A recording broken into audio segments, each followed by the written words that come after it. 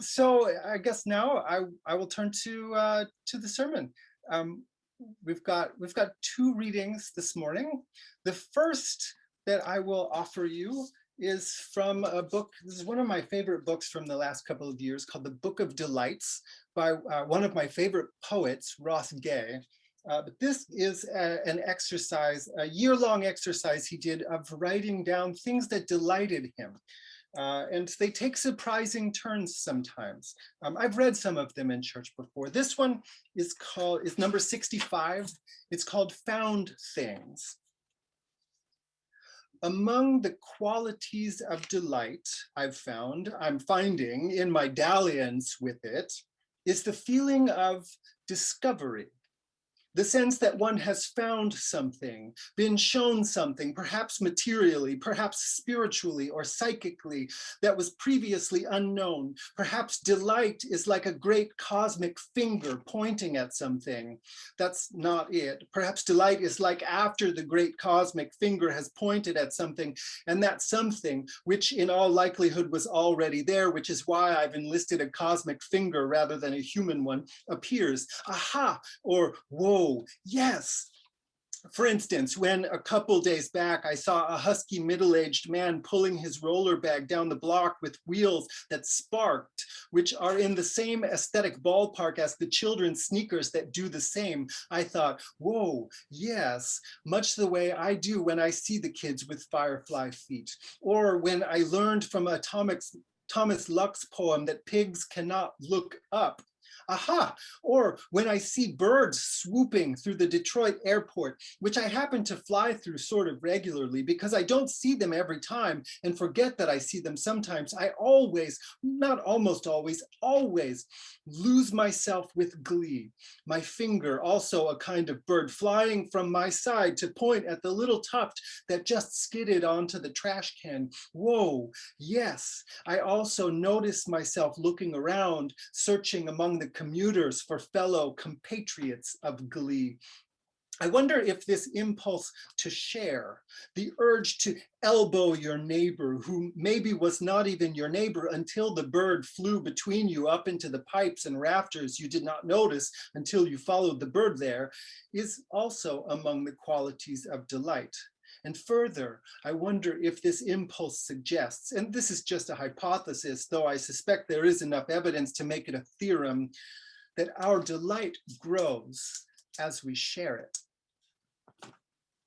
And this is the Bible reading for the morning. It's the story of the Transfiguration from Mark. And it goes like this, it's Mark chapter 9.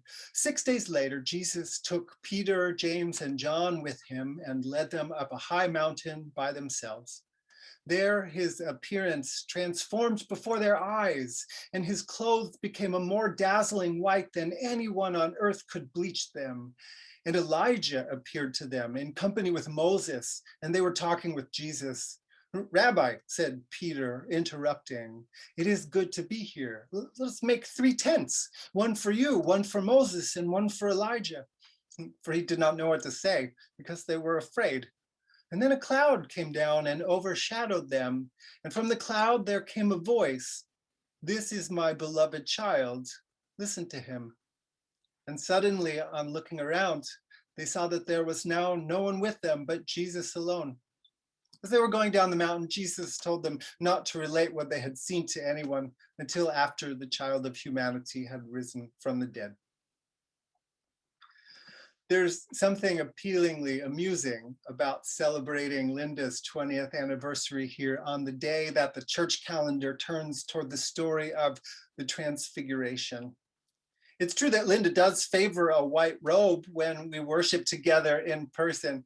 And I'm pretty sure she was just glowing during the video of the kids singing her song. And if you didn't know that song that they were singing, Linda wrote that song. It's definitely better than pairing all this with Good Friday. I'm sure that there would be a rich vein of church nerd comedy golds to get into from putting Linda in the middle of the Bible story.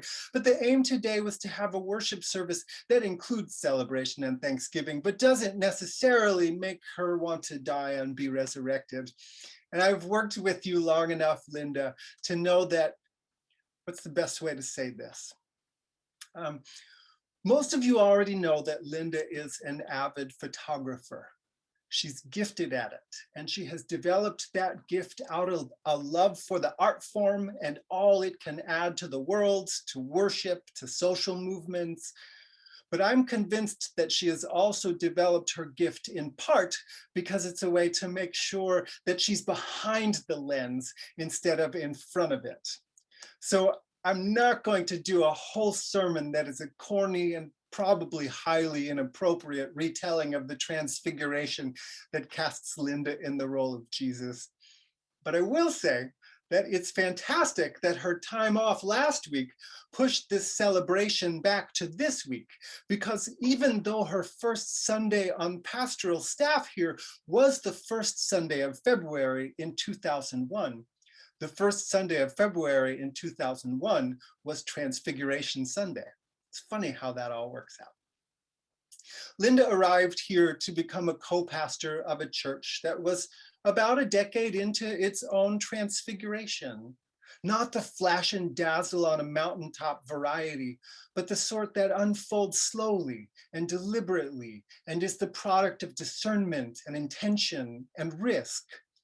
The sort that comes about when a small remnant of old timers and young families decides, we're not ready to shut down, so maybe it's time to try something new. And in her first decade here, the congregation took formal decisions to become a reconciling and open and affirming church, celebrating and including people of all sexual and gender identities. It took formal decision to adopt a stance of anti-racism and to dually federate with the United Church of Christ, so that we could maintain our historic United Methodist identity, but also belong to a denomination that more fully reflects our values. That's a lot of transfiguration in a decade.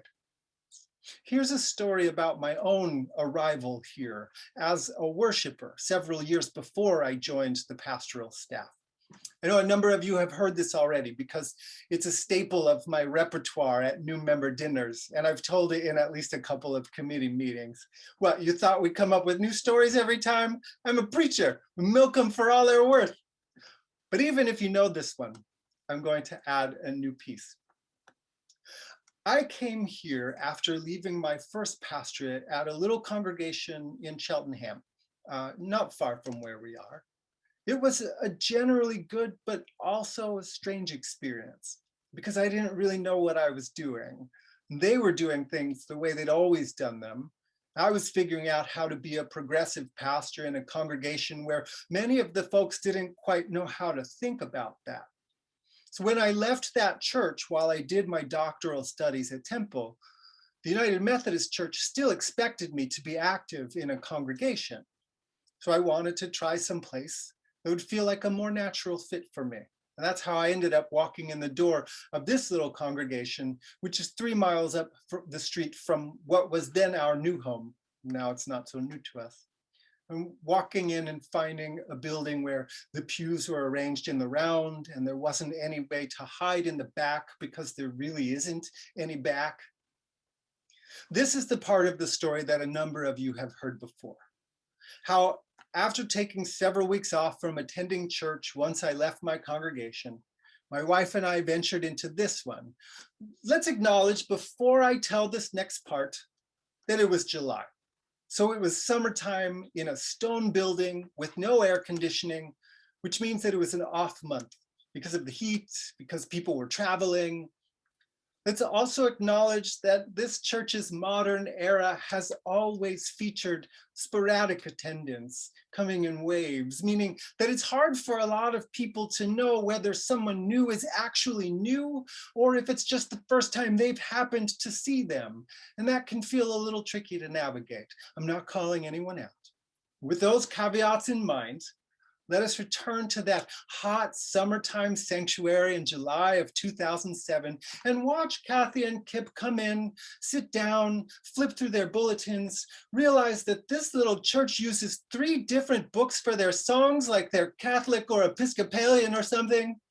Watch us sit there after having spent our entire young adulthood attending churches with aging congregations who would get very excited about the presence of a young couple, and where, without exception, some warm, smiling, grandmotherly church lady would take my hand after worship and tell me what a lovely voice I had and what a treat it was to be sitting in front of me. And watch us participate through an entire church service where afterwards nobody said a word to us and nobody complimented my singing, and I am vain. I forgive most of you by now. This is the piece that I haven't told before. That first Sunday was a communion Sunday. For those of you who are pandemic new to us, or to those of you who've simply forgotten how it all works because the pandemic has lasted forever, communion in the sanctuary is a little different than it is in most congregations. I mean, having the pews in the round so that you have to look at other people is a shock to the system enough. Communion is a new level altogether because you have to get out of your seat and go stand in a circle with other people in the middle of the sanctuary. And that happens in 3 or 4 groups. So by the time I was ready to go, I already knew that I'd have to hold hands with strangers at the end. It worked in my favor that I'd grown up in church and had spent 4 years as a pastor. So the part of me that is used to being seen in church could walk down the street, could talk down the strong introvert in me who was a little panicky. I got up and I stood in the circle. The plate of bread started around. The person next to me held it out for me and said, "This is the bread of life." And I held my hunk of bread and watched this UCC co-pastor work her way around the circle, stopping in front of each person, holding the cup up to them and inviting them to dip their bread into it as she said, "For you, this is the cup of life." And then she was in front of me. She looked me in the eyes with her warm, gentle, inviting smile and the little cock of her head that says, "I'm listening and truly interested in you." And she said, "What is your name?" So I said, "Kipp." And she said, "Kipp?" Because my voice is quiet, and I'm sure she wanted to make sure that I hadn't said Kim or Tip or some such thing. And then she held the cup toward me, and she held my gaze, and she said, "Kipp, for you, this is the cup of life." I don't remember what the sermon was about that day, but I remember that I was seen. That was more than 13 years ago. I guess I decided to come back a second time. And here I am on the pastoral staff for more than 6 years already. And here we all are, wherever we all are, on the 20th Transfiguration Sunday after Linda's first Transfiguration Sunday in Chestnut Hill. And we're still undergoing the work of transfiguration because that's what the life of faith always asks of us.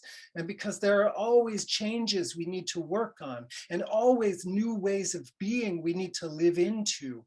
And because we're in a pandemic that has kept us out of the building, but also allowed us to be church with people all over the country and on multiple continents. So I'm not telling a corny and weird version of the Transfiguration story with Linda in the place of Jesus, but I will say that I count it among the great privileges of my life to be in community with her and to serve on a pastoral staff with her and to listen to her. Because Linda Noonan, you are God's beloved child and you pour yourself out, helping us to see what that means and helping us to know that we too are each God's beloved child, and to live like that might just actually be true and that it might just actually mean something. And this is God's good news. Amen.